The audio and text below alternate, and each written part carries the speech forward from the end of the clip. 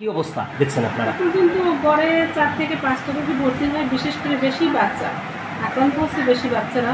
আর এর কারণ হচ্ছে মূলত সুষ্ঠু খাবার পানির ব্যবস্থা পাথরঘাটাতে খুবই কম বললেই চলে। সব এলাকায় তো শুদ্ধ পানি নেই আসলে, যেটা বিশুদ্ধ পানি আমরা বলে থাকি সেটা বাচ্চাদের খাওয়ানো সম্ভব হয় না। আর মায়েদের কিছুটা উদাসীনতা বলা যায়।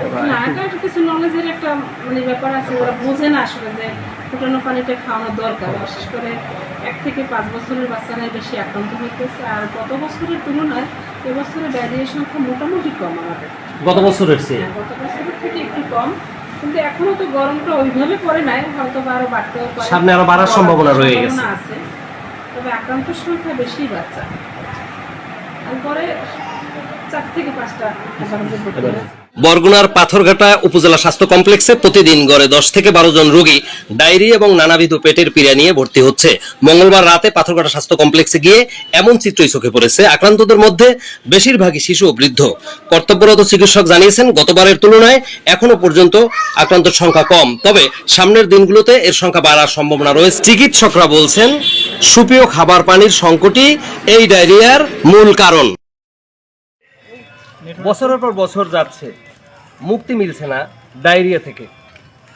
পাথরঘাটা সহ দক্ষিণ উপকূলে সুপেয় খাবার পানির সংকট।